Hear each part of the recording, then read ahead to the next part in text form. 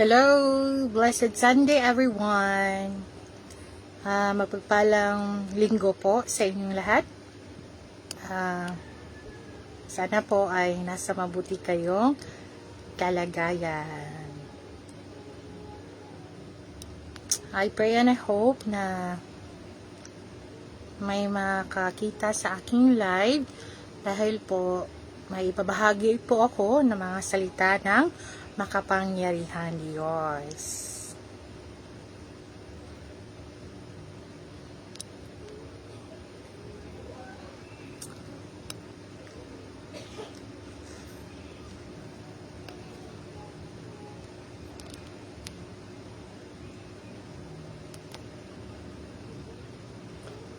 Hello! Happy Sunday! Blessed Sunday to all of us here.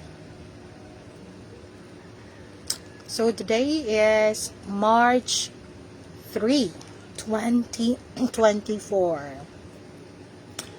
So, dito naman po ako para magbahagi ng mga salita ng makapangyarihan Diyos. Sana po mabuti po ang aking internet kasi po napakahina ng aming internet pagdating ng hapon. So, ang oras po ngayon ay 5 in the afternoon. I pray and I hope po na kung sino man ang may makakita sa aking live, I submit to Almighty God kung sino man ang karapat-dapat na tao ang makarinig nito ng mga salita ng makapangyarihang Diyos, sana po siya ay pagpapalain. Pagpapalain po sana ang mga nanonood po dito sa aking live, yung mga taong karapat-dapat po na makinig sa mga salita ng Diyos. So, yun lamang po mga karapat-dapat na tao ang dapat makarinig ng mga salita ng makapangyarihang Diyos. Yung may bukas na puso, yan po ang hinahanap ng Diyos. Yung bukas ang kanyang puso at isipan na makinig ng mga salita ng Diyos. Yan po ang aking dinadalangin ng makapangyarihang Diyos. So, nasa ika-4 na bahagi na po tayo sa ating pagtatalakay. Ang tatalakayin ko po ay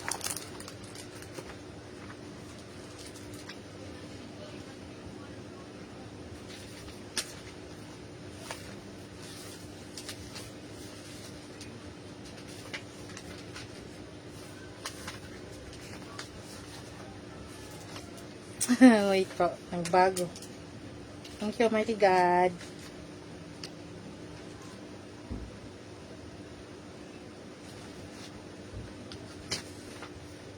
So, magandang mapagpalang araw po sa inyong lahat. Ang tatalakayin ko po ngayong hapon ay tungkol po ito sa anong kahulugan ng tunay na maniwala sa Diyos. So, bago po ako magsisimula ng aking pagbabahagi ng makapangyarihang Diyos, magsisimula po ako sa pagdarasal. Let's quiet our heart po. Let's feel the presence of our dearest Almighty God. Almighty God, inanyahan po kita na gamitin niyo po ako ngayon sa hapon na ito. Nais ko pong ibahagi sa inyo ang mga salita niyo po nitong mga huling araw. Almighty God, nandito po ako sa inyo. I humbly pray for you, Almighty God. Bukas po ang aking puso na ibahagi po ito sa iba. Yung mga nauuhaw sa inyong mga salita po, Almighty God. I pray, Almighty God, na makapanood po sila sa aking pagbahagi po ngayon, Almighty God. I pray, Almighty God, gamitin niyo po ako sa mga oras na ito. Nais ko pong bigyan ka po ng kasiyahan sa iyong puso at nais ko pong paluguran ka habang ako ay nabubuhay dito sa lupa. Nais ko pong ibahagi sa mga tao na naliligaw at hinahanap ang kanilang landas at hinahanap ka po, Almighty God, lalo na sa panahon ngayon po na nasa mga huling araw na po tayo at ang paghatol nyo po ay dalawa po. Ito ang paghatol sa kalamidad. Ang pangalawa, ang inyong mga bagong salita. Nasa inyong mga salita po, Almighty God, na mapalad ang mga taong tumutupad na nakasulat sa aklat. Almighty God, ako po ay napakapalad dahil po narinig ko po ang iyong tinig, dahil po alam ko po na may purpose po ang lahat ng aking mga karanasan at nandito po ako ngayon sa harapan niyo po, Almighty God, na ibahagi din po ito sa iba para malaman din po nila ang bagong balita.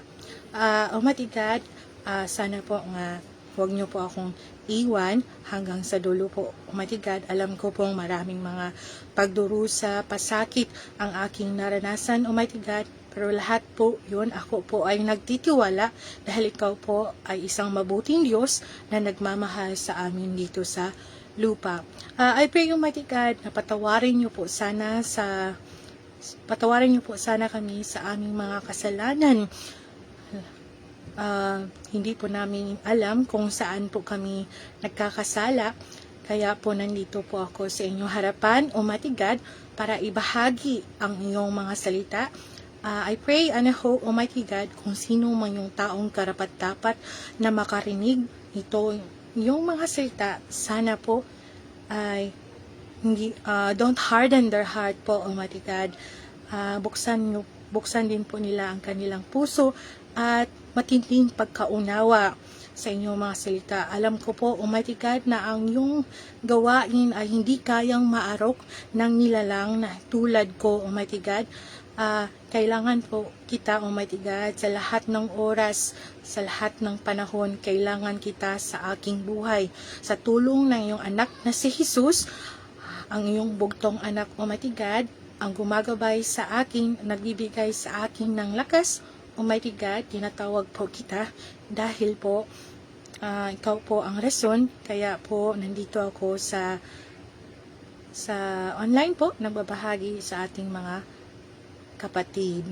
So, yan lang po, mga kapatid. Sana po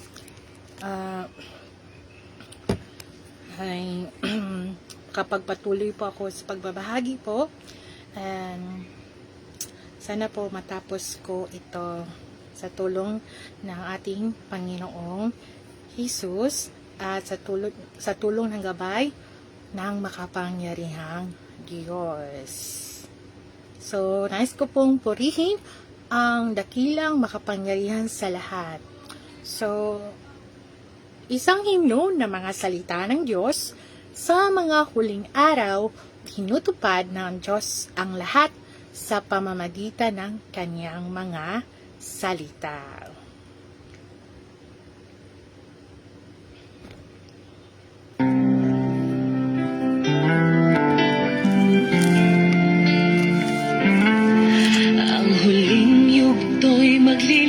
Sa'yo, sa batas ni Jehovah at pagtubos ni Jesus, layunin ng maunawaan mong 6,000 taong plano niya.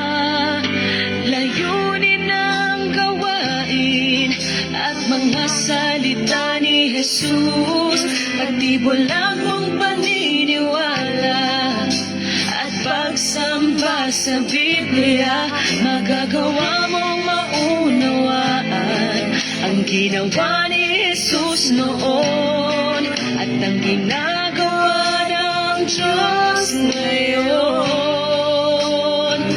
Makikita mo ang katotohanan, ang buhay at ang daan. Itong yugto ng gawain ngayon para sa pagtatapos at paglilinis, sa pagtatapos ng lahat ng gawain. Kung may salitang mananatiling di nasabi, gawain di makakaabot sa huli. Sa yugtong ito, gawain inihag hatid sa huli sa paggamit ng salita.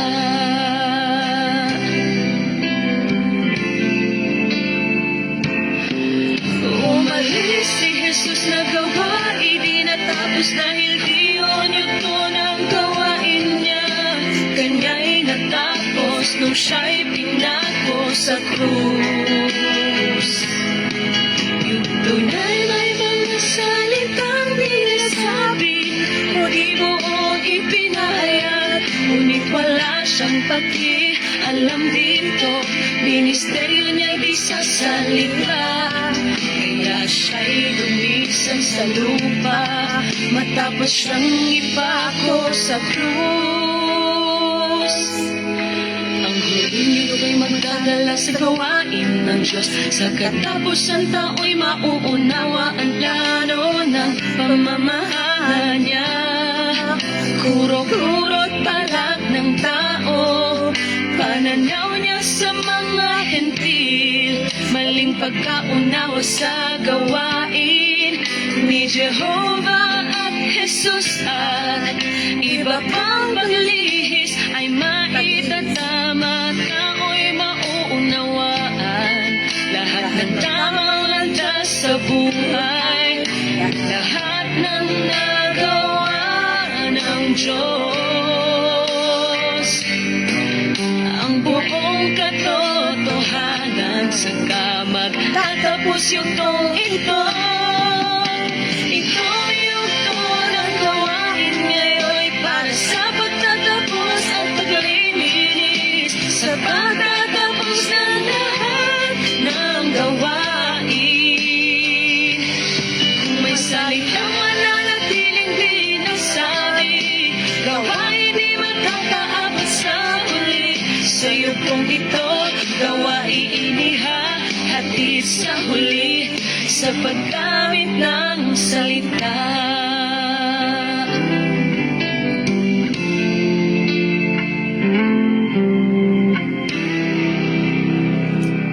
Hangusa ang salita ay nagpapakita sa katawang tao. Amen! Praise be to Almighty God. Hello! Thank you for watching. I pray po and I hope na kung sino man pong karapat-dapat na makarinig ng mga salita ng Diyos itong mga huling araw, sana po ay siya ay pagpapalain at gabayan ng may kapal.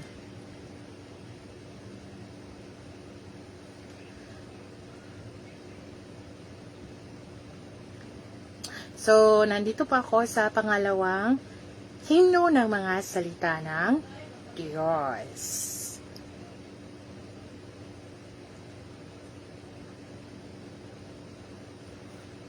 Ginamit isang himno ng mga salita ng Diyos.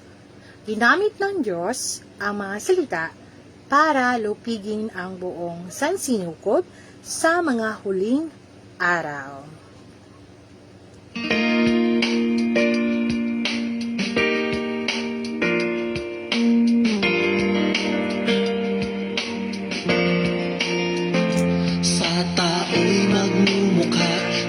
Ay di ganong gumawa, ngunit pa siya'y nagsasalita. Mga tao'y makumbinsi, pag walang patunay humihiyaw sila. Sa salita ng Diyos tahimik sila, ang Diyos ang tutupad nito. Matagal na itong plano noon, gagawin niya. Totoo ang pagdating ng salita sa lupa. Magsasalita ang Diyos para lupigin ang mundo, di sa katawang tao niya, kundi sa kanyang salita. Sa salitang sinambi sa katawang tao, nilulupig ang mundo. Ito'y salitang nagiging tao na nagpapakita sa katawang tao. Dumarating ang milenyong kaharian, bumababang bagong Jerusalem. Ito'y pagdating ng salita ng Diyos mula sa langit ng makasama ng tao. Salita ay susundan ang kilos at mga iniisip ng tao. Totoo magandang tagpo ng kaharian. Gagawin niya, totoo ang pagdating ng salita sa lupa. Magsasalita ang Diyos para lupigin ang mundo, di sa katawang tao niya, kundi sa kanyang salita. Sa salitang sinampi sa katawang tao, nilulupig ang mundo. Ito'y salitang nagiging tao na nagpapakita sa katawang tao. Plano ng Diyos, ilitaw ang mga salita niya sa lupa ng 1,000 taon. Ipapamalas nun ang kanyang mga gawa. Gawain niya sa lupa'y makukumpleto at magwawakas na ang yugtong ito ng tao. Magsasalita ang Diyos para lupigin ang mundo, di sa katawang tao niya, kundi sa kanyang salita. Sa salitang sinampi sa katawang tao, nilulupig ang mundo. Ito'y salitang nagiging tao na nagpapakita. Magsasalita ang Diyos para lupigin ang mundo, di sa katawang tao niya, kundi sa kanyang salita. Sa salitang sinampi sa katawang tao, nilulupig ang mundo. Ito'y salitang nagiging tao na nagpapakita sa katawang tao.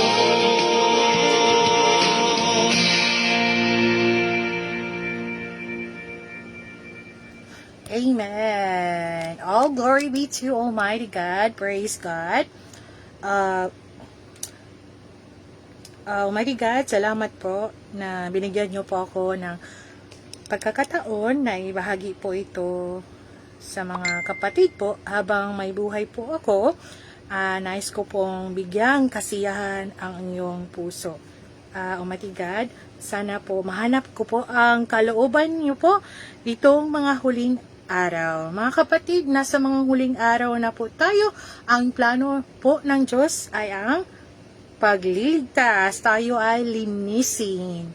So, I pray and hope po na kung ano man po ang ipinagdadasal natin sa spiritual, sa physical, o sa hanap buhay, I pray po that this will be done through our Lord Jesus Christ. So, nais ko po ibahagi sa inyo ang kalooban ng makapangyarihang Diyos. Ang makapangyarihang Diyos po, siya po ang authority and creator. Siya po ang naglikha sa ating. Si Jesus po, siya po ang nag-iisang bugtong anak ng Diyos na tumupos sa ating mga kasalanan dito sa lupa. Hindi po kayang maarok ng mga nilalang na tulad ko po ang gawain ng Diyos dahil ako lang po ay nilikha ng Diyos at ginamit po ako ng Diyos dahil po nasa mga huling araw na po tayo. So, ang tinitignan po ng Diyos ngayon ay ang ating puso dahil po puno na po ng katiwalian ang sangkatauhan sa panahon po ngayon. So, ang tinitignan lang po ng Diyos ay ang ating puso. So, ang sabi po ng Diyos, magdasal po tayo ng walang tigil. So, kahit nasaan ka pa paroroon, nasa bahay, nasa paaralan, bumibili, or nag-travel, magdasal po tayo sa kahit na anong oras at panahon.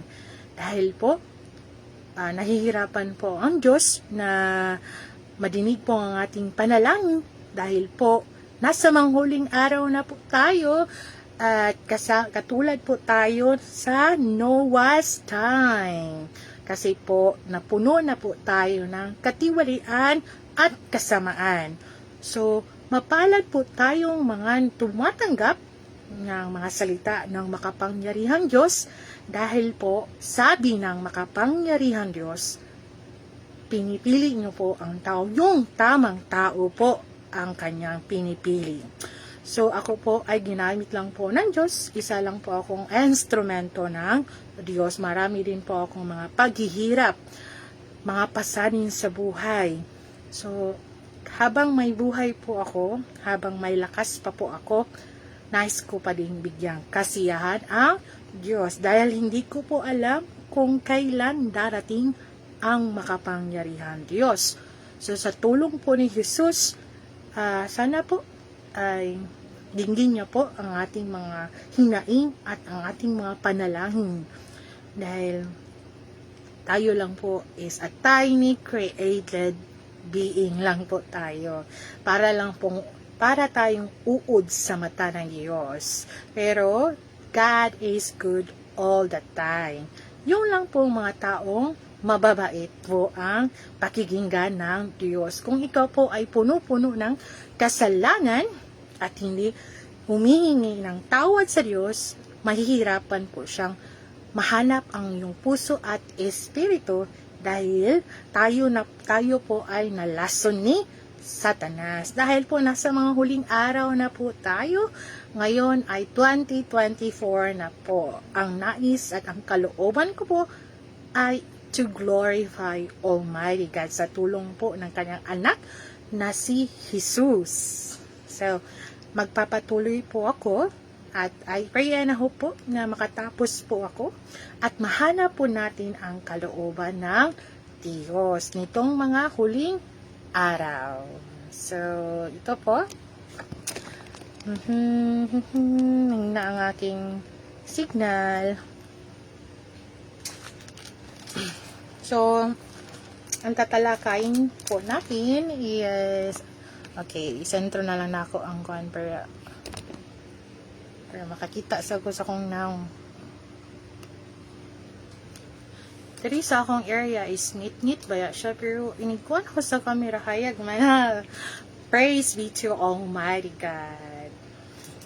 So, sa tulong po sa ating Panginoong Hesus, sana po bigyan niya po ako ng kaliwanagan at sa mga nanood po sa ngayong mga oras, sana po bigyan niya po sila ng enlightenment. So, magsisimula na po ako mga kapatid. Anong kahulugan ng tunay na maniwala sa Diyos? Bagamat maraming taong naniniwala sa Diyos, kakaunti ang nakakaunawa kung ano ang kahulugan ng pananampalataya sa Diyos at kung ano ang kailangan nilang gawin upang makaayon sa kalooban ng Diyos. Ito ay dahil bagamat pamilyar ang mga tao sa salitang Diyos at sa mga pariralang tulad ng ang gawain ng Diyos. Hindi nila kilala ang Diyos at lalong hindi nila alam ang kanyang gawain. Hindi nakapagtataka kung gayon na lahat ng hindi nakakakilala sa Diyos ay nalilito sa kanilang paniniwala sa Kanya. Hindi siniseryoso ng mga tao ang kanilang paniniwala sa Diyos at ito ay dahil lamang sa masyadong silang hindi pamilyar sa paniniwala sa Diyos. Masyado itong kakaiba para sa kanila. Sa ganitong paraan, hindi sila makaabot sa mga hinihiling ng Diyos. Sa madaling salita, kung hindi kilala ng mga tao ang Diyos at hindi alam ang kanyang gawain, hindi sila akmang kasangkapin ng Diyos. At lalong hindi nila magagawang palugurin ang kanyang kalooban. Ang paniniwala sa Diyos ay nangangahulugan ng paniniwala na mayroong Diyos. Ito ang pinakasimpleng konsepto patungkol sa paniniwala sa Diyos. Bukod pa riyan, ang paniniwala na mayroong Diyos ay hindi kapareho ng tunay na paniniwala sa Diyos. Sa halip, ito ay isang uri ng simpleng pananampalataya na may Diyos, na may matitinding kahulugang pangrelihiyon. Ang ibig sabihin ng tunay na pananampalataya sa Diyos ay ang mga sumusunod. Batay sa paniniwala na ang Diyos ang may kapangyarihan sa lahat ng bagay Dinaranas ng isang tao ang kanyang mga salita at kanyang gawain. Inalis ang tiwaling disposisyon ng isang tao. Pinalulugod ang kalooban ng Diyos at nakilala ang Diyos. So, ano po ang ibig sabihin ng tiwaling disposisyon? So, tayo po ay natupos na ni Jesus sa ating mga kasalanan, pero ang ating ugat na makasalanan ay hindi po matatanggal. Kasi po, naugat na po ito. Ito po ang tiwaling disposisyon na dapat alisin po sa atin sa pamamagitan lang po sa pagkikilala, pagbabasa ng mga salita ng Diyos, at ito ay maihahayag po ang katiwalian ng isang tao. Halimbawa, mataas ang tingin sa sarili, pagsisinungaling, pakikiapid, ano pa, merrymaking, culture, pamahiin, ano pa,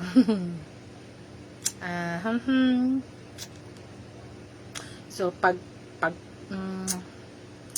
killing, stealing, so yan po ay nakaugat. Yung addiction, saan po tayo na-addict? Addiction, yung paglalaro ng games, mas inuuna ang paglalaro ng games kaysa manalangin, kaysa magpasalamat ng Diyos, busy sa pag-aaral, hindi nila inuuna ang Diyos, buong oras busy sila sa pag-aaral.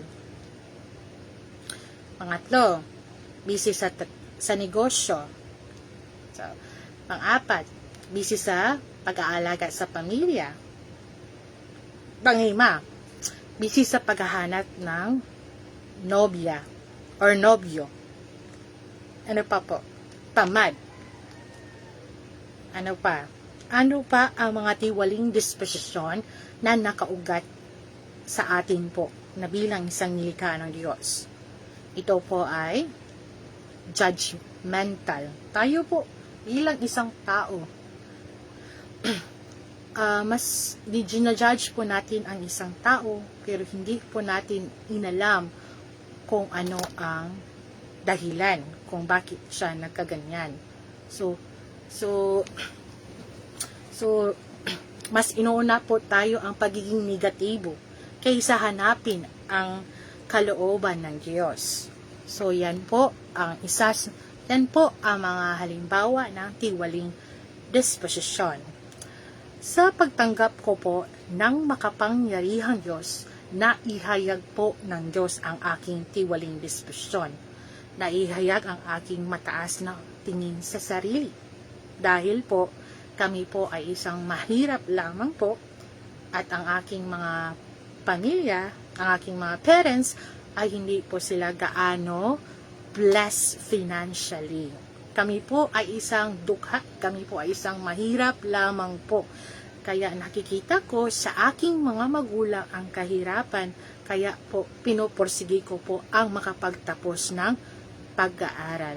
Pero naglilingkod na po ako ng Diyos sa panahon po iyon. Yung elementary pa po ako. Naglilingkod na po ako sa Diyos. So, pagdating ng panahon, natapos ko ang aking pag-aaral, elementary, high school, naglilingkod pa rin din po ako sa Diyos. So, isa po akong campus ministry sa isang Augustinian school. Naglilingkod din po ako hanggang sa nakapagtapos ako ng pag-aaral sa high school at pumirsige pa din po ako na makapagtapos ng kolehiyo. So, nag-aaral po ako ng kolehiyo, pero hindi po siya, isa po siyang government school. Hindi po siya katulad ng mga malalaking school na ang haba ng tuition fee. Hindi po. Ako po ay isang scholar. So, sariling sikap po ako. Sa tulong po ng aking mga magulang, nakapagtapos po ako. At sa Diyos po. Ako po ay masipag po ako sa pagdating sa pag-aaral. pagdating sa trabaho, masipag po ako. So sa pagdating sa trabaho po ang aking iniisip. Wala po akong panahon makipagkaibigan dahil I will do my best. For Jesus said, commit your days to the Lord. So, ang ibig pong sabihin yan, huwag pong maging isang tamad pagdating sa lahat ng gawaing bagay. Serve it as you serve the Lord. So naintindihan niyo po ba? Bawat panahon po na ating ginagawa, hindi po ito para sa ating sarili, kung hindi po para sa kaluwalhatian ng Diyos. So, dahil po tayo ay temporary lang po tayo dito sa lupa, wala pong forever, hindi po ang ama at anak or inyong asawa ang makapagliligtas sa atin po. Kung hindi, si Jesus lamang po ang makapagliligtas sa atin. Kaya po, naging tiwali ang tao dahil po sa busyness. So, may kahulugan po ang busy. Being under the yoke of Satan. So, seek the kingdom of God first. So, magpapatuloy po ako, mga kapatid. Sana po ay may nauunawaan po kayo sa pagbabahagi ko po ngayon. Habang ako po ay nabubuhay, gagawin ko po sa aking makakaya na ibahagi ang mga salita ng Diyos. So ganitong uri lamang ng paglalakbay sa buhay ang matawag na pananampalataya sa Diyos. Subalit madalas ituring ng mga tao ang paniniwala sa Diyos bilang isang simple at walang kabuluhang bagay. Nawala na sa mga taong naniniwala sa Diyos sa ganitong paraan ang kahulugan ng maniwala sa Diyos at bagamat maaari silang patuloy na maniwala hanggang sa kauli-hulihan. Hindi nila kailanman matatamo ang pagsang-ayon ng Diyos dahil tumatahak sila sa maling landas. Mayroon pa ring mga naniniwala sa Diyos ngayon ayon sa mga titik at sa hungkag na doktrina. Hindi nila alam na wala silang diwa ng paniniwala sa Diyos at hindi nila matatanggap ang pagsang-ayon ng Diyos. Nagdarasal pa rin sila sa Diyos para mapagpala ng kapayapaan at sapat na biyaya. Huminto tayo, patahimikin natin ang ating puso at itanong sa ating sarili. Marami kaya na ang paniniwala sa Diyos talaga ang pinakamadaling bagay sa lupa? Maaari kaya na ang paniniwala sa Diyos ay nangangahulugan lamang na pagtanggap ng maraming biyaya mula sa Diyos? Talaga bang ang mga taong naniniwala sa Diyos nang hindi siya nakikilala o naniniwala sa Diyos, subalit kinakalaban siya ay napapalugod ang kalooban ng Diyos? So, question mark po ito. So, mga kapatid, hindi po madali ang magbabahagi ng mga salita ng Diyos. Unang-una po, ang kalaban niyo po ay si Satanas. So, magdaan ka po ng maraming taon po na ikaw ay gagamitin ng Diyos. So, hindi po madali ang pagbabahagi ng mga salita ng Diyos dahil po, dalawa po ang patutunguhan. So, hindi po ibig sabihin na kami ay nagbabahagi ng mga salita ng Diyos, kami po ay isang mabuting tao. Hindi po ganon. Kami din po ay makasalanan na ginamit ng Diyos. Pero, sabi po ng Diyos, mapalad ang mga taong tumutupad na nakasulat sa aklat. So, kami lang po ay ginamit ng Diyos. Nagdaranas din po kami ng matinding pagpipino, paghihirap, dugo, pawis, luha ang aming naranasan po. Kaya, kung sino man pong karapat-dapat na makarinig sa aking live po ngayon, sana po siya ay pagpapalain ng Diyos at gagamitin ng makapangyarihang Diyos sa tulong ng mahal na si Jesus, Panginoong Jesus. So, ang Diyos at ang tao ay hindi maaaring banggitin ng magkapantay. Ang kanyang diwa at kanyang gawain ay pinakamahirap na maarok at maintindihan ng tao. Medyo matindi po ang aking wait po. Kung hindi personal na ginagawa ng Diyos ang kanyang gawain at sinasambit ang kanyang mga salita sa mundo ng tao, hindi mauunawaan ng tao ang kalooban ng Diyos kailanman. Kaya nga, kahit yaong mga naglaan na ng kanilang buong buhay sa Diyos, ay hindi matatanggap ang kanyang pagsang-ayon. Kailangan ko pong tumayo kasi ang hapdi ng aking paa. Wait po.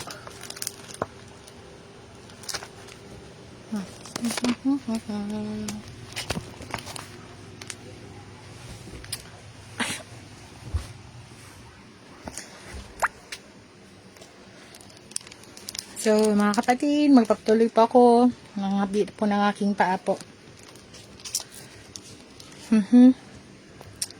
Kaya nga kahit ngayong mga naglaan ng kanilang buong buhay sa Diyos ay hindi matatanggap ang kanyang pagsang-ayon. Huwag po kayong matakot. So, ang ibig po sabihin ng Diyos, we should be humble ourselves. So, meron kasing iba po, mga kapatid, meron kasi iba po mga kapatid, naglilingkod sa Diyos dahil humihingi po sila ng kapalit. So, ang gusto po ng Diyos, ang iyong puso po, hindi niya kailangan ang iyong kuro-kuro. So, kung gusto niyo pong gamitin ka ng Diyos, unang-una po, dapat po tayong magpakumbaba sa Kanya. Dahil tayo lang po ay isang nilikha at hindi po natin alam ang ating kapalaran. Baka po bukas wala na ako, patay na po ako, or baka sa susunod na linggo wala na po ako dito sa lupa. Kaya po habang may buhay pa po ako, nais ko pong bigyan kasiyahan ng Diyos dahil po ang kalaban ng Diyos ay yan po, si Satanas. So, masaya po akong naglilingkod sa makapangyarihan Diyos dahil po binuhay niyo po ang aking pagkatao na bilang isang nilikha, na bilang isang nilalang. So, nagpapasalamat po ako at mingi po ako ng tawad sa Kanya sa lahat ng aking kasalanang nagawa dahil po ako lang po ay isang nilikha lang po ng Diyos at ako lang po ay ginamit ng Diyos. So, kung hindi sinimula ng Diyos ang kanyang gawain, gaano man kahusay gumawa ang tao, mababaliwala iyon. Dahil ang mga iniisip ng Diyos ay laging magiging mas mataas kaysa mga iniisip ng tao. At ang karunungan ng Diyos ay hindi kayang maintindihan ng tao. Kaya nga sinasabi ko na yaong mga nagsasabing lubos na nauunawaan nila ang Diyos at ang kanyang gawain ay walang kakayahan. So, kailangan po gamitin natin ang mga salita ng Diyos pag tayo ay nagbabahagi ng mga salita ng makapangyarihan Diyos. Lahat sila ay hambog at mangmang. So, tayo po ay hambog, tayo din po ay mangmang. Bakit po ang tao ay mangmang? So, ang tao ay hindi mabubuhay kung wala ang mga salita ng Diyos. So, hindi po sapat ang pagdarasal lang po. Hindi po sapat iyon. Kailangan din po natin na marinig ang mga salita ng Diyos. Dahil po, hindi po yan gusto ng makapangyarihan Diyos. Dahil ang gusto po ng Diyos ay maging tapat po tayo kahit anong hirap. So, ipagdarasal po natin na malayo po tayo sa mga masasama at sa tukso. So, pagdarasal po natin na mas marami pa pong mga mabubuting tao dito sa lupa. Ipagdarasal po natin na yung mga taong masasama ay tumigil na po sila na gumawa ng mga masasama. Pero sabi po ng Diyos, pag ang tao ay hindi nakikinig, lalong gumagawa ng masasama, siya po ay isang ilaw na namatay. So, iyan at gipasagdan na to siya ni God katong mga masasamang tao. Katong mga masasamang tao, gipasagdan na to ni God bisag unsaon o kuani God bisag unsaon niya pag-usab kani nga tao kung masama jud siya no, dili na jud siya pwede pang baguhin pa kay kuan naman siya ni Satan good. Nalason na siya ba. So mana at ang karunungan ng Diyos ay hindi kayang maintindihan ng tao. Kaya nga sinasabi ko na yaong mga nagsasabing lubos na nauunawaan nila ang Diyos at kanyang gawain ay walang kakayahan. At lahat sila ay hambog at mangmang. Humble ourselves always. Hindi dapat bigyang kahulugan ng tao ang gawain ng Diyos. Bukod pa riyan, hindi kayang ilarawan ng tao ang gawain ng Diyos. Sa mga mata ng Diyos, ang tao ay hamak na tulad ng isang langgam. We are tiny created being po, mga kapatid. So, kaya paano maarok ng tao ang gawain ng Diyos? Taong mga gustong magsabi na ang Diyos ay hindi gumagawa sa ganito o ganoong paraan, o ang Diyos ay ganito o ganoon, hindi ba sila mayabang magsalita? Dapat nating kilalaning lahat na ang tao na may laman ay nagawang tiwali ni Satanas. Pinakalikas na pagkatao ng sangkatauhan ay laban sa Diyos. Hindi maaaring pumantay ang sangkatauhan sa Diyos lalong hindi kaya ng sangkatauhan na umasang magpayo sa gawain ng Diyos. Patungkol sa kung paano ginagabayan ng Diyos ang tao, ito ang gawain ng Diyos mismo. Akma na dapat mapasakop ang tao na hindi nagpapahayag ng ganito o ganoong pananaw, sapagkat ang tao ay alabok lamang. So bakit ba tayo nagmamataas sa ating sarili? For Jesus said, we are king to ashes. We are dust, king to dust. So abog raman ta. So fear God and shun evil. Yan po ang gusto ng Diyos. Yamang ang ating layunin ay hanapin ang Diyos, hindi natin dapat pangibabawin ang ating mga kuro-kuro sa gawain ng Diyos para isalang-alang ng Diyos. Lalong hindi natin dapat gamitin ng husto ang ating tiwaling disposition para sadyang labanan ang gawain ng Diyos. Hindi ba tayo gagawin yan ng mga anti-Kristo? Paano nagagawa ng gayong mga tao na maniwala sa Diyos? Yamang naniniwala tayo na mayroong Diyos at yamang nais nating palagurin siya at makita siya, dapat nating hanapin ang daan ng katotohanan at dapat tayo humanap ng daan upang magkaayo ng Diyos. Hindi tayo dapat magpagmatigasan sa paglaban sa Kanya. Anong kabutihan ang posibleng mangyari sa gayong mga pagkilos? Ngayon nakagawa na ang Diyos ng bagong gawain, maaaring hindi mo magawang tanggapin ang mga salitang ito at maaaring kakaiba ito sa iyo. Huwag po nating limitahan ang Diyos po, mga kapatid. Dahil ang gawain po ng Diyos ay hindi kayang maaro ng isang nilalang na tulad ko, tulad nyo na nanonood ngayon. We are just a tiny created being. Sa alabok din po tayo pupunta. So humble ourselves always, lalo na sa mga naglingkod ngayon, tulad ko po. So, hindi tayo dapat makipagmatigasan sa paglaban sa Kanya. Anong kabutihan ang posibleng mangyari sa ganyong mga pagkilos? Ngayon nakagawa na ang Diyos ng bagong gawain, maaaring hindi mo magawang tanggapin ang mga salitang ito at maaaring kakaiba ito sa iyo, ngunit ang ipapayo ko sa iyo ay huwag ilantad ang iyong naturalisa sapagkat yaon lamang ang mga tunay na nagugutom at nauuhaw sa katuwiran sa harap ng Diyos ang maaaring magtamo ng katotohanan. At yaon lamang mga tunay na matapat ang maliliwanagan at magagabayan niya. Oh, praise be to Almighty God. So, natatamo ang mga resulta sa pamamagitan ng paghahanap sa katotohanan ng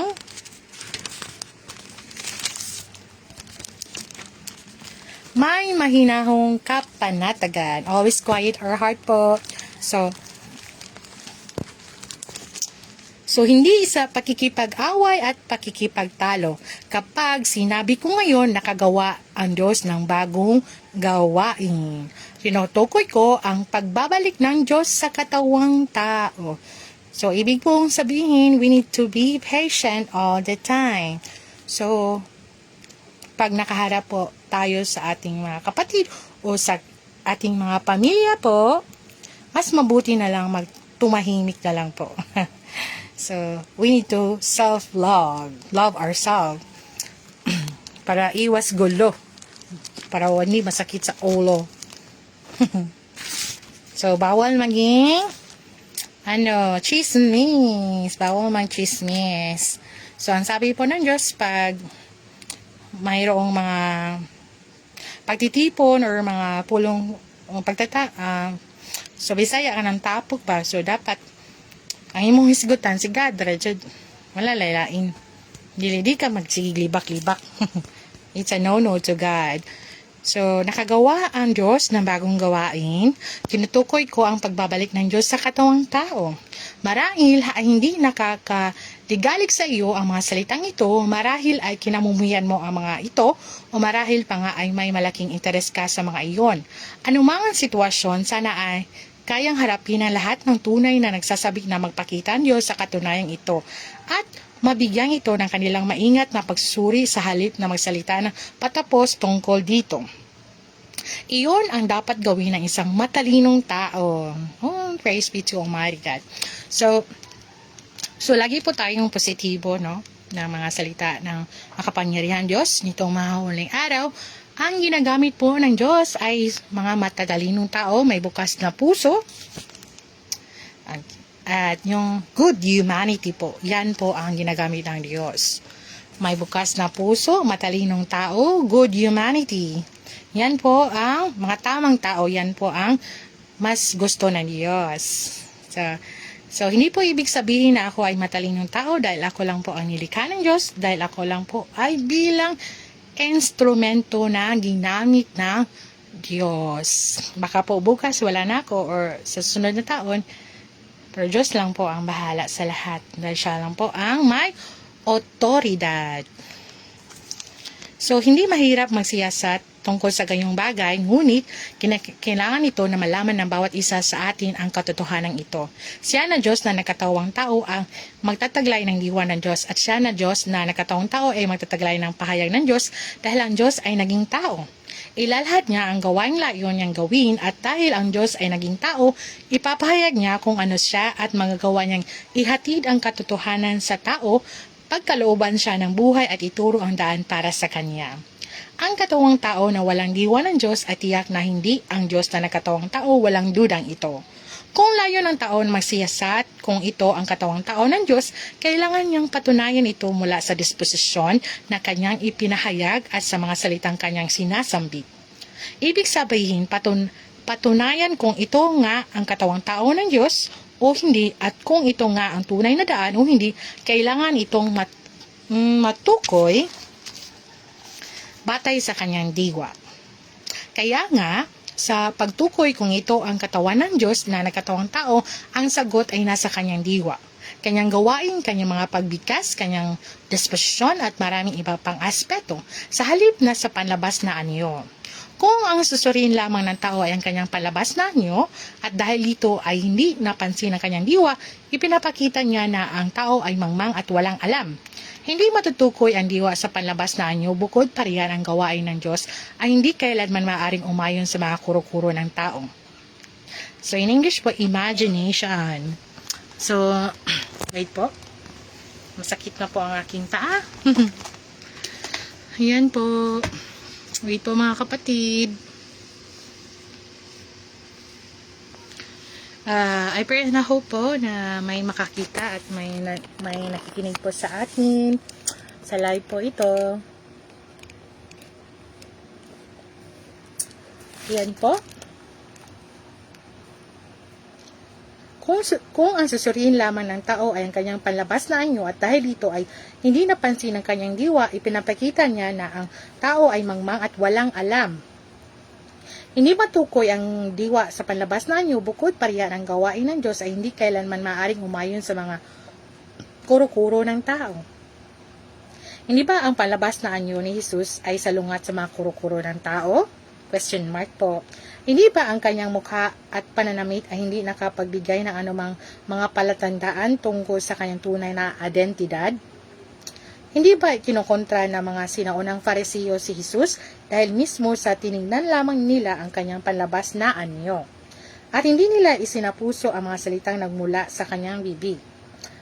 Inasahan ko na hindi nauulitin ng bawat isang kapatid na nakahangad sa papakita ng Diyos ang trahedya ng kasaysayan. Huwag kayong maging mga Fariseo. Ano po ang ginagawa ng mga Fariseo sa panahon ng Jesus? Ni Jesus po, yung sa panahon na ipinako siya sa krus. Fariseo po is kinakalaban niya po ang Jesus na nagkatawang tao. So, marami din po iyon. Yan, ngayon po, sa generation po ngayon, sa modern world po. Pero po, alam ko po na ililigtas din po yun ng Diyos kung sila po ay magpakumbaba sa Diyos. So, nang makabagong panahon na muling magpapako sa Diyos sa krus, dapat ninyong isipin mabuti kung paano malugod na sasalubungin ang pagbabalik ng Diyos at dapat kayong magkaroon ng malinaw na isipan kung paano maging isang taong nagpapasakop sa katotohanan. Ito ang responsibilidad ng bawat isang naghihintay na bumalik si Jesus sakay ng ulap.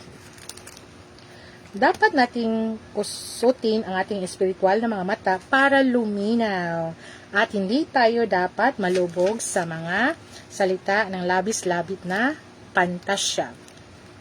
Dapat nating pag-isipan ang praktikal na gawain ng Diyos at tignan ang praktikal na aspeto ng Diyos.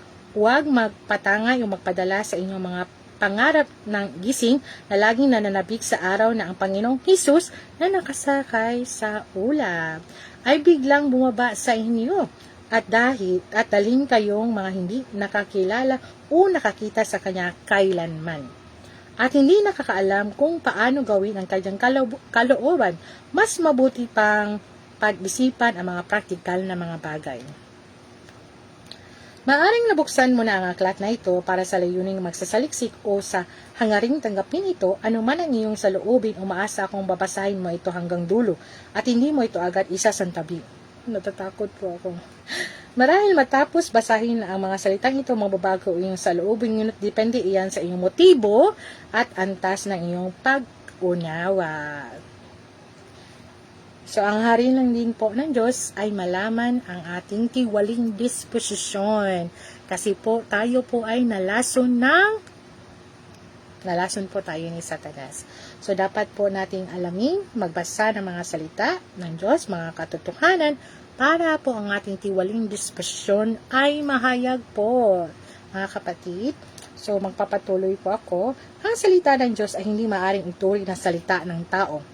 At lalong hindi maaaring ituring ang salita ng tao na salita ng Diyos. Ang isang taong kinasangkapan ng Diyos ay hindi ang Diyos na nagkatawang tao. At ang Diyos na nagkatawang tao ay hindi ang taong kinasangkapan ng Diyos. Dito mayroong malaking pagkakaiba. Marahil, matapos basahin ang mga salitang ito, hindi mo tinatanggap ang maingon bilang mga salita ng Diyos, kundi bilang kaliwanagan lamang na natamo ng tao. Kung gayon, binubulag ka ng kamangmangan. Paano magiging kapareho ng kaliwanagang natamo ng tao ang mga salita ng Diyos? Ang mga salita ng Diyos na nagkatawang tao ay nagpapasimula ng isang bagong kapanahunan. Ginagabayan ang buong sangkatauhan, naghahayag ng mga hiwaga at ipinapakita sa taong direksyong dapat niyang sundan sa bagong kapanahunan. Ang kaliwanagang natamo ng tao ay simpleng tagubilin lamang na isasagawa o para sa kaalaman. Hindi nito magagabayan ang buong sangkatauhan sa isang bagong kapanahunan o maihayag ang mga hiwaga ng Diyos mismo. Pagkatapos ng lahat, ang Diyos ay Diyos at ang tao ay tao. Ang Diyos ay may diwa ng Diyos at ang tao ay may diwa ng tao. Kung ituturing ng tao ang mga salitang sinambit ng Diyos bilang simpleng kaliwanagan ng banal na Espiritu at ituturing ang mga salita ng apostol at propeta bilang mga salitang personal na sinasambit ng Diyos, pagkakamali iyan sa tao. Ano't anuman, kailanman hindi mo dapat pagkamalang tama ang mali, o ibaba ang mataas, o pagkamalang mababaw ang malalim. Ano't anuman, kailanman hindi mo dapat sadyang pabulaan ang alam mong katotohanan. Lahat ng naniniwala na mayroong Diyos ay dapat siyasatin ang mga problema mula sa tamang pananaw at tanggapin ang bagong gawain ng Diyos at ang kanyang bagong mga salita mula sa pananaw ng kanyang nilalang, kung hindi aalisin sila ng Diyos. Pagkatapos ng gawain ni Jehovah, naging tao si Jesus upang gawin ang kanyang gawain sa mga tao.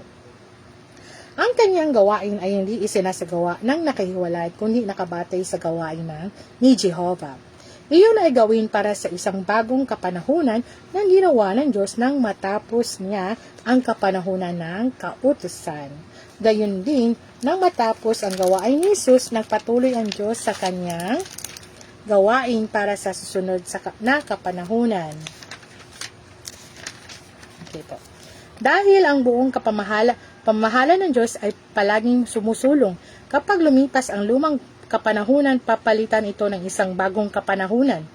At kapag natapos na ang lumang gawain, na magkakaroon ng bagong gawain para ipagpatuloy ang pamahala ng Diyos, ang pagkakatawang taong ito ay ang ikalawang pagkakatawang tao ng Diyos, na sinusundan ang gawain ni Jesus. Siyempre pa, ang pagkakatawang taong ito ay hindi nangyayaring mag-isa. Ito ang pangatlong yugto ng gawain pagkatapos ng kapanahunan ng kautusan at ang kapanahunan ng biyaya.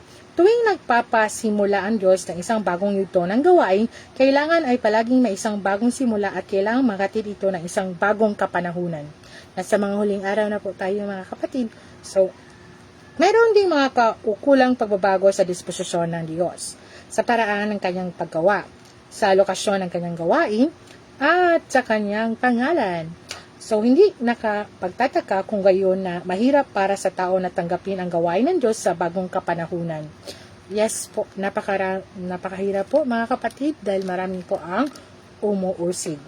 Ngunit paano man siya nilalabanan ng tao, laging ginagawa ng Diyos ang kanyang gawain at laging inaakay ang buong katauhang pasulong.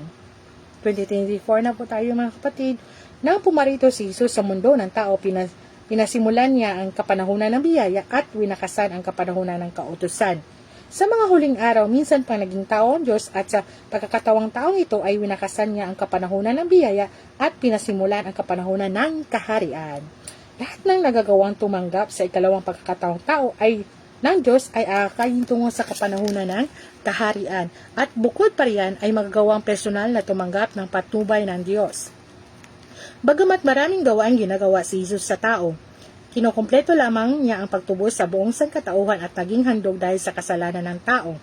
Hindi niya inalis ang lahat ng tiwaling disposisyon ng tao. Ang lubos na pagliligtas sa tao mula sa impluwensya ni Satanas ay hindi lamang kinakailangan ni Jesus na maging handog dahil sa kasalanan at pasanin ang mga kasalanan ng tao, kundi kinakailangan din ng Diyos na gumawa ng mas malaki pang gawain upang ganap na alisin sa tao ang kanyang makasatanas na tiwaling disposisyon. Kaya nga, ngayong napatawad na ang tao sa kanyang mga kasalanan, nagbalik na ang Diyos sa katawang tao upang akayin ang tao tungo sa tungo sa bagong kapanahunan at sinimulan ang gawain ng pagkastigo at paghatol. Ang gawain ito ay naghatid sa tao ng isang mas mataas na dako. Lahat ng nagpapasakop sa kanyang kapamalaan ay magtatamasa ng mas mataas na katotohanan at tatanggap ng mas malalaking pagpapala. Tunay silang mabubuhay sa liwanag at matatamo nila ang katotohanan, ang daan at ang buhay. Kung mananatiling nakagapos ang mga tao sa kapanahunan ng biyaya, hindi nila maaalis kailanman ang kanilang tiwaling disposisyon. So, ang ibig po sabihin dito mga kapatid, sa kapanahunan ng biyaya, ito po ay kapanahunan ni Jesus po, yung pagpako sa cross. Dahil po, sa mga huling araw, nakaugat po ang ating kasalanan. So, ugat na kasalanan. Ano po yun?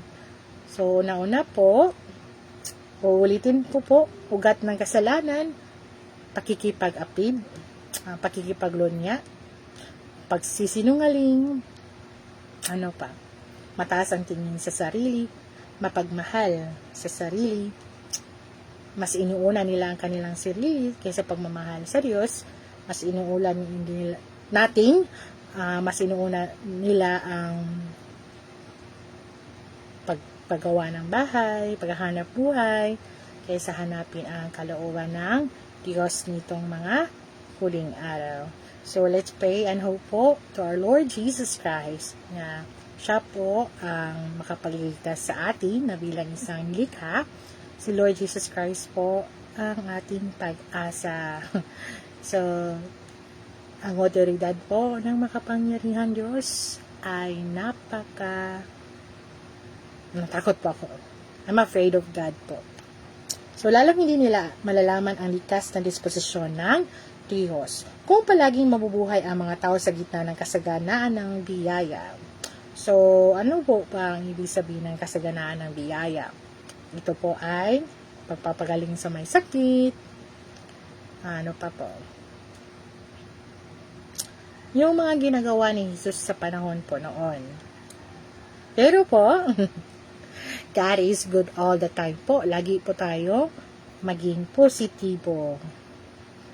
So, ang tanging hangad lang po ng Diyos ay pagliligtas at paglilinis sa ating mga kasalanan po. So, ako din po, na bilang isang ginamit ng Diyos, ako din po ay natatakot sa Diyos. Hindi ko po alam kung saan po ako patungo. Dahil, pag sabi po ng Diyos, pag ang isang tao ay namatay na, Diyos po ang nakakaalam kung saan paroroon ang kanyang kaluluwa. So, hanggat buhay pa po tayo, mangingi po tayo ng tawad sa Diyos sa anong kasalanan na ating ginagawa. Humingi po tayo ng tawad. At habang buhay pa po tayo, magpasalamat po tayo sa biyaya na ating natanggap, tumulong sa mga nangangailangan. Po. Ngunit wala sa kanila ang daan ng buhay na nagtutulot sa kanila na makilala ang Diyos at mapalugod siya. Hindi nila sila tunay na matatamo kailanman sa kanilang paniniwala sa Kanya. Kaawa-awa. Talaga ang ganitong uri ng paniniwala. Kapag natapos mo nang basahin ang aklat na ito, kapag naranasan mo na ang bawat hakbang ng gawain ng Diyos na nagkakatawang taon, sa kapanahunan ng kaharian, nadarama mo na ang mga hangaring taglay mo sa loob na maraming taon ay natupad na rin sa wakas. Madarama mo na ngayon mo lamang tunay na nakita ang Diyos ng harapan, ngayon mo lamang natitigan ang kanyang mukha, narinig ang kanyang personal na mga pagbigas, napahalaga ang karunungan ng kanyang gawain at tunay na nadarama kung gaano siya katotoo at kapangyarihan sa lahat. Madarama mo na maraming bagay kang nakamta na hindi pa nakita ni natamo ng mga tao noong nakalipas na mga panahon. Sa panahong ito, malinaw mong malalaman kung ano ang maniwala sa Diyos at kung ano ang umayon sa kalooban ng Diyos. Siyempre pa, kung kakapit ka sa mga pananaw ng nakaraan at aayawan o tatanggihan mo ang katunayan ng pangalawang pagkakatawang tao ng Diyos, manatili kang walang napala. Walang natamo at sa huli ay ipapahayag kang nagkasala ng paglaban sa Diyos. Yaong mga sumusunod sa katotohanan at nagpapasakop sa gawain ng Diyos ay angkin sa ilalim ng pangalan ng pangalawang Diyos na nagkatawang tao. Ang makapangyarihan sa lahat. Matatanggap nila ang personal na patnubay ng Diyos na nagtatamo ng mas marami at mas matataas na katotohanan. At ang tunay na buhay, mamasdan nila ang pangitaing hindi pa nakita kailanman ng mga tao noong araw.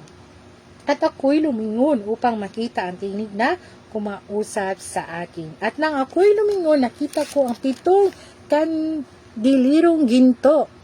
At sa gitna ng mga kandiliro ay may isang katulad ng isang anak ng tao na may suot na damit hanggang sa paa at may bikis ang dibdib ng isang pamikis na ginto.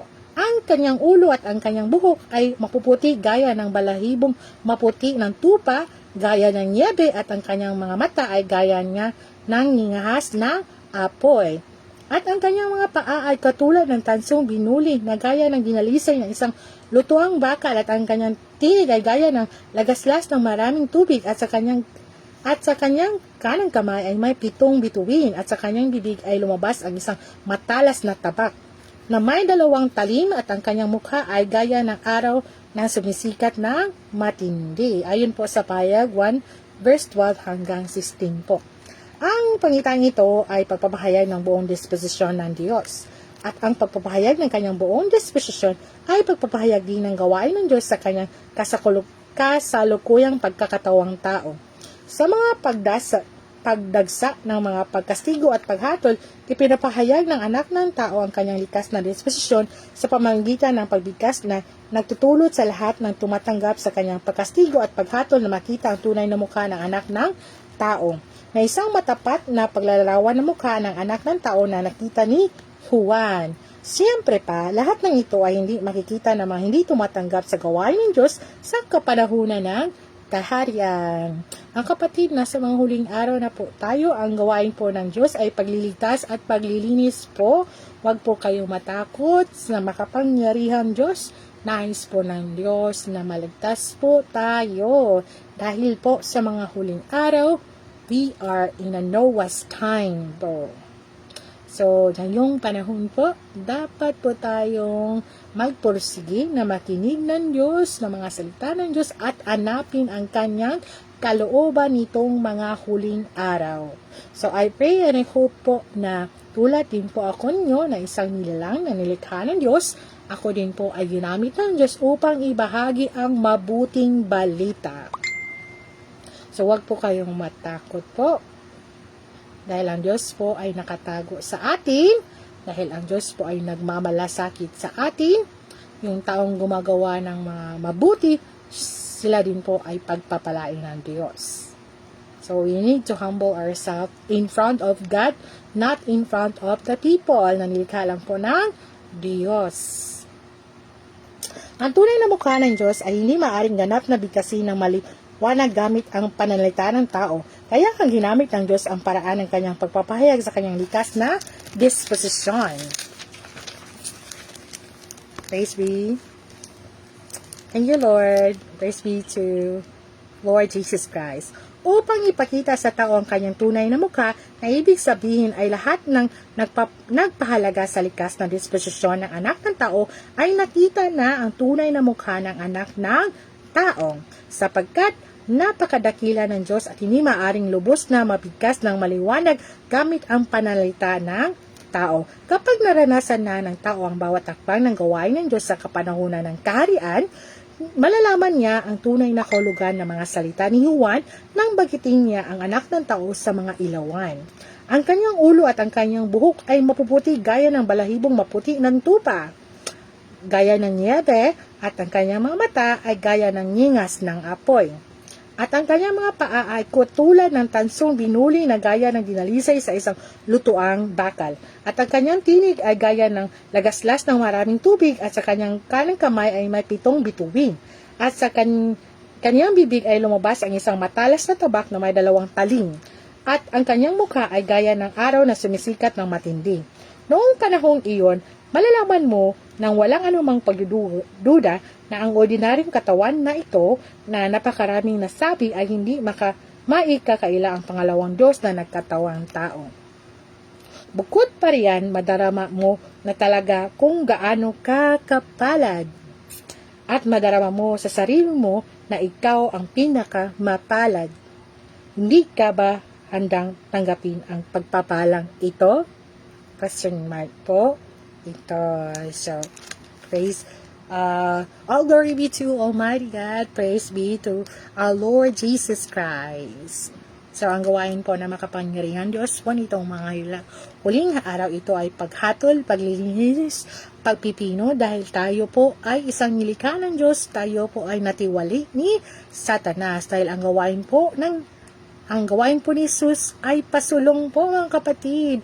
At kung kayo po ay nakadaranas ng matinding pagdurusa, gaya ng matinding karamdaman po mga kapatid, I pray and I hope po na tutulungan po tayo ni Jesus Christ po na pagalingin po ang ating mga karamdaman po.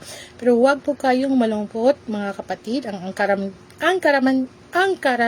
karamdaman po ito ay isang pagpapala ng Diyos kung tayo po ay tatawag sa Kanya or tayo po ay kasusuklaman po natin ang Diyos. So, salamat sa makapangyarihang Diyos sa pag-iingat at proteksyon niya po sa bawat pamilya natin po. Mga kapatid, palagi po tayong maging mabuti sa mata ng Diyos, hindi po sa tao na nilikha lang po ng Diyos. Tayo po ay magiging mabuti sa mata ng Diyos po. So, we need to deny ourselves. Alam ko po na maraming mga tukso dito sa mundo.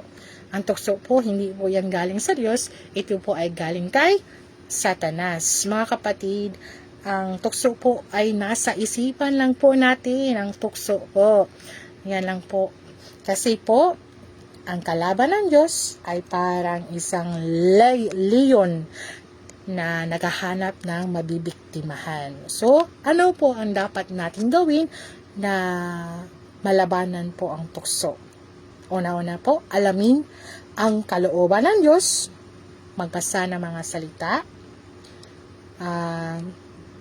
ano pa po, magdasal araw-araw, seek professional help po. Na for example, may problema po kayo sa love life. Sino po ang karapat-dapat na tao ang iyong pag-usapan? The trusted one or the professional one. Sila po ang karapat-dapat na inyong lapitan po. If you are broken, God is near to those who are broken-hearted. So, ang gawain po ng Diyos ay hindi kayang maarap ng isang nilalang po, na tulad ko po. Dahil po isa lang po akong ginamit ng Diyos. At habang buhay po ako, nais ko pong bigyan kasiyahan ng puso ng Diyos po. Dahil niligtas niya po ako. So, marami po akong pinagdadaanan sa buhay. Binago niya po ang aking puso at isipan na sa mga taong ginamit niya po. Binago po ako ng makapangyarihan Diyos po, mga kapatid. At nandito na din po ako sa inyong harapan para din po ibahagi ang mabuting balita. Lagi po tayong positibo sa lahat ng bagay. Magdasal po araw-araw. At mga kapatid, tayo po ay magtutulungan. Gumawa din po tayo ng mabuti sa ating kapwa. Huwag po tayong magsabi ng mga masakit na salita dahil po ang ating dila ay parang ahas po. Na kapag nasabi mo ito sa isang tao, ang dila po kahit walang buto, ito ay nakadudurog sa puso po ng isang tao po. So, mas mabuti na lang po na tumahimik at magrespeto po sa isa't isa.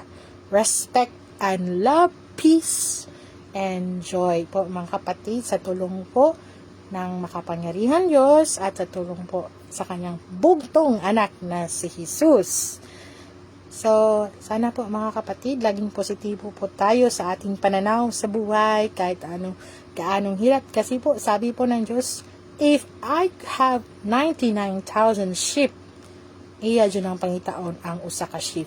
Mga kapatid, ganyan kabuti ang Diyos. So, God is good all the time. God bless you all. So, may bago ko po tatapusin ang pabahagi po ni ngayon. Magdarasal po ako na let's quiet our heart po, mga kapatid, dahil ang ating puso po ay napadelikado po kasi po nandyan po umatake ang kalaban ng Diyos po, ang ating puso at isipan po, mga kapatid. So, dapat po palagi tayong magdasal. So let's close the open. So, Almighty God, salamat po sa pagkakataon ngayon sa linggo po. So, nandito po ako sa online po, Almighty God, nagbabahagi ng mga salita. I pray and hope, Almighty God, na palawakin niyo po ang aking pagbabahayag po. Yung mga tamang tao na dapat po na makarinig dito. Kung yung mga tao po na nakarinig dito, sana po pagpapalain niyo po sila, Almighty God. Bigyan niyo po sila ng kalakasan. Kabayan niyo po sila, Almighty God. Kung ano ba po mga problema po sa mga nanood po ngayon, Almighty God, I pray and hope po na masamasin niyo po sila, lalo na po mga nagsa po ngayon, namatay po ang kanilang pamilya, Almighty God. Sana po bigyan niyo po ang ilaw ang kanilang buhay, Almighty God, dahil po sa bagong teknolohiya po sa panahon po ngayon, Almighty God, dahil po magulo po ang aming isipan at puso, Almighty God. na sana po na bigyan niyo po ilaw ang aming bawat tahanan po, Almighty God, ang bawat landas po namin tinatahak, yung mga walang pamilya nagsusuporta, yung gutom po, yung malubhang sakit, yung matatanda, yung mga bata, Almighty God. Wag niyo po sana kaming pabayaan dito sa lupa, Almighty God. Alam ko po, Almighty God, na kami po ay nakasala sa inyo, pero lahat po ito ay aming tinatanggap, ang iyong paghatol, pagkastigo, pagpipino, paghihirap, at pagturusa, Almighty God, lahat po ay aming tinatanggap dahil po ikaw po ang aming tanging kaligtasan sa tulong po na inyong anak na si Jesus na napaka mabuting anak po, Almighty God, dahil idinala niyo po si Jesus dito sa lupa para tubusin po ang aming mga kasalanan, Almighty God.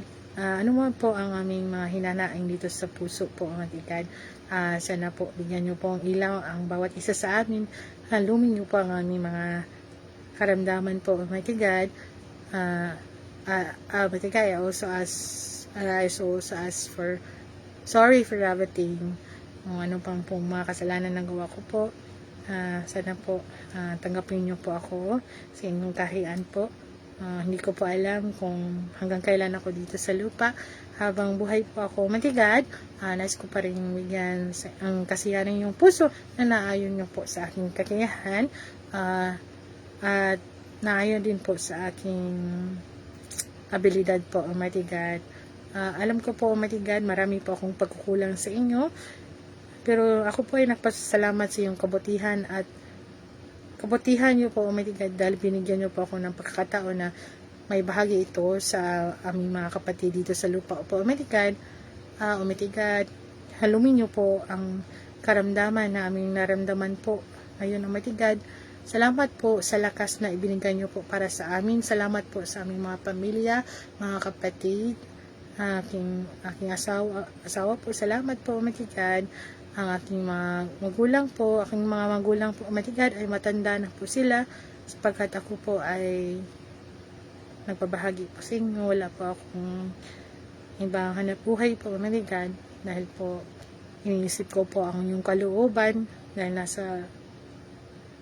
dahil po nasa mga huling araw na po tayo, Almighty God, at naintindihan ko po ang iyong kalooban, Almighty God. Ako po ay napakapala dahil isa po ako na ginamit niyo po, Almighty God. I also pray, Almighty God, kung sino po ang nanonood sa aking live po, na sana po ay gabayin niyo po sila, bigyan niyo po ilaw ang kanilang tahanan, ibigyan niyo po ilaw ang kanilang mga isipan at puso po, Almighty God. I ask this are your holy name, Almighty God, and also ask for your blessings. I welcome you into my life, Lord Jesus Christ. Please help me. Amen. So, mga kapatid, nais ko pong ibahagi ang napakagandang awitin sa lahat, ang himno ng makapangyarihan Diyos.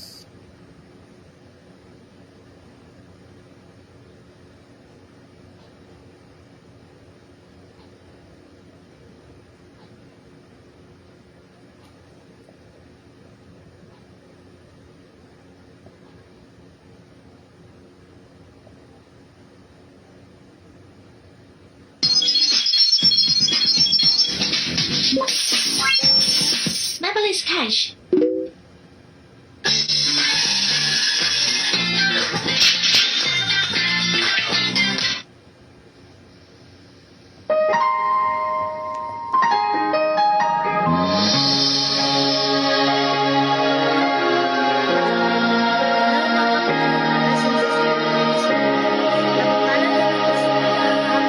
Walang may kamalayan sa pagdating ng Diyos. Walang sumalubong sa pagdating niya. Higit pa walang may alam sa gagawin ng Diyos. Walang may alam ng gagawin niya. Buhay ng tao'y sadyang hindi nagbabago. Kasama natin ang Diyos, gayong karaniwang tao. Bilang pinakahamak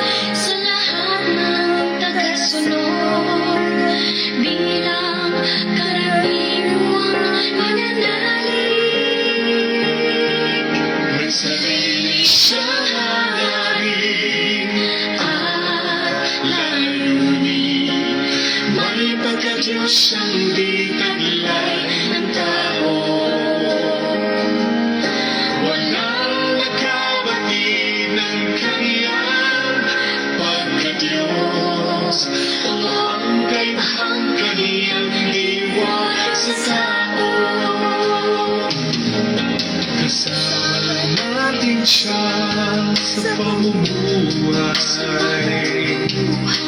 Walang takot at malaya. Ang tingin natin sa kanya'y ibig, sa walang halagang pananalig. Kanyang mamasdan ang bawat kilos natin at lahat ng ating salubin. Ang lahat ng ito ay nandyan sa harapan niya. Ang lahat ay hayag sa harap niya. Walang makialam sa pagitan ng Diyos. Walang nag-aisip sa tungkulin niya. Higit sa lahat, walang sino man nakilala tungkol sa kung sino siya.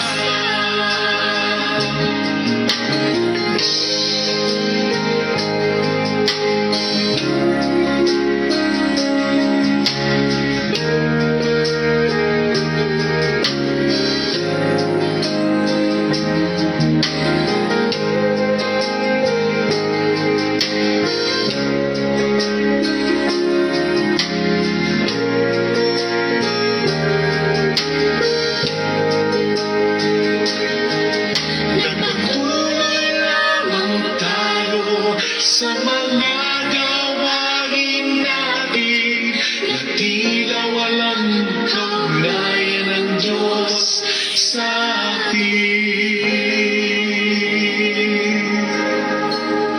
Salamat po, aming mahal na makapangyarihan Diyos, sa pagtuloy na paggabay mo sa akin.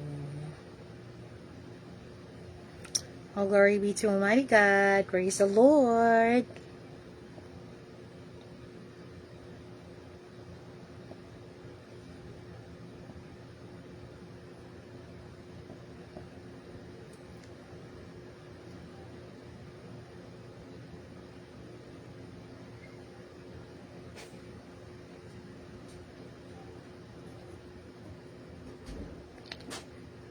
So, wait for a moment.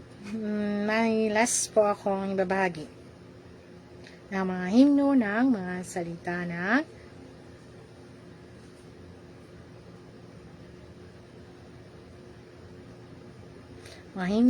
salita ng Diyos.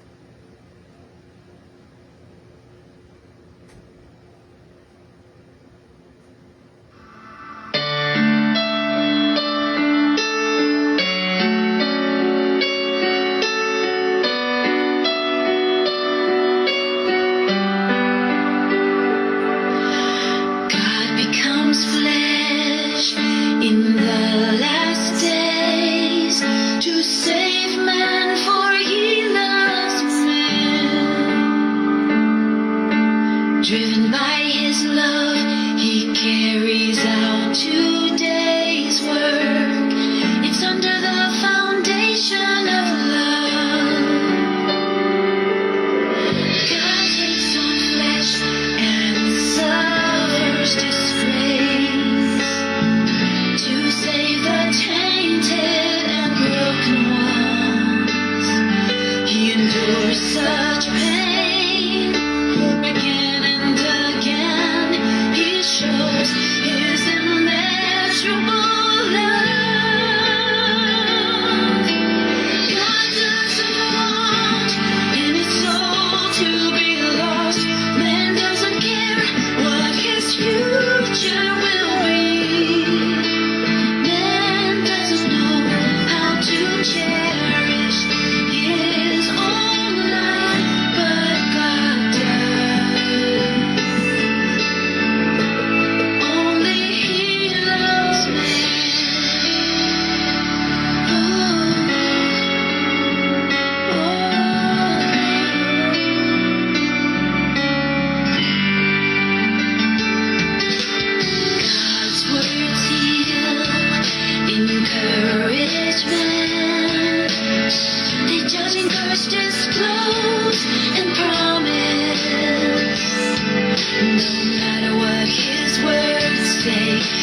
comes from His love. This is the essence of His word. Why do so many follow closely? Why are they so full of energy? God's love and salvation, they all have seen. God's timing is perfect, He never delays. God doesn't want every soul to be lost. Man doesn't care what His future will be. Man doesn't know how to cherish His own life, but God does. Oh yes, He does. Only He loves man. Man thinks he loves himself the most. But what kind of love is this? God's love is the most real. You will feel if God had not become flesh. God didn't live with man all the time. It would be hard for them to know God's love. God doesn't want any soul to be lost. Man doesn't care what his future will be. Man doesn't know how to cherish his own life, but God does. Oh yes, He does. Only God loves man. Yes, only God loves man. Oh yes, He does. He loves man.